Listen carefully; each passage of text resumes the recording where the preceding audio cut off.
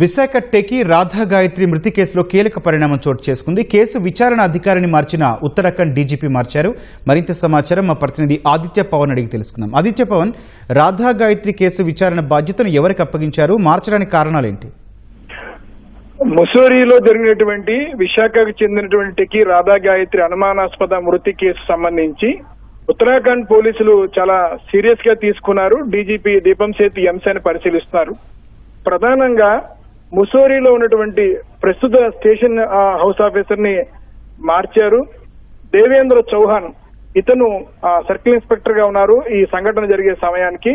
అయితే శ్రీచరణ్ ఇచ్చినటువంటి ఫిర్యాదు తోటి ఈయన కేసు నమోదు చేశారు. అయితే కేసు నమోదు చేసిన తర్వాత రాధా గాయత్రి తండ్రి సుధాకర్ ముస్సోరీ పోలీస్ స్టేషన్ కి వెళ్లడం, తన యొక్క అంశాన్ని ఫిర్యాదుని ఇవ్వడం కోసం వెళ్ళినా కూడా సరైనటువంటి స్పందన దేవేంద్ర చౌహాన్ ఇవ్వకపోవడం పట్ల తీవ్ర ఆవేదన వ్యక్తం చేశారు.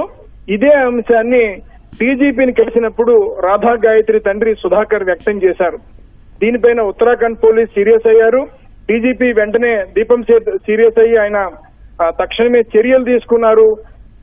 ఈ కేసు విచారిస్తున్నటువంటి విచారణ అధికారిని దేవేంద్ర చౌహాన్ ని తప్పించి సంపూర్ణానంద్ గైరోల్ అనేటువంటి వారికి కేసుని అప్పగించారు. ప్రస్తుతం అయితే సంపూర్ణానంద్ గైరోల్ ఈ కేసుకి ప్రత్యేక విచారణ అధికారిగా వ్యవహరించి కేసు దర్యాప్తు చేస్తున్నారు. ఇప్పటికే భర్త శ్రీచరణ్ మీద ఎఫ్ఐఆర్ నమోదు చేశారు. ఎఫ్ఐఆర్ నెంబర్ 19 కూడా ఇవ్వడం జరిగింది.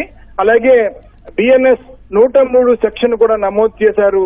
అయితే కేసు నమోదైన వెంటనే సింహాచలంలో ఒక లాడ్జ్ శ్రీచరణ్ లాడ్జింగ్ వారికి సమాచారం కూడా ఇవ్వకుండా ఇక్కడ నుంచి పరారయ్యారు. ప్రస్తుతం ముస్సోరీ పోలీసులు శ్రీచరణ్ కోసం గాలిస్తున్నట్టుగా సమాచారం ఉంది.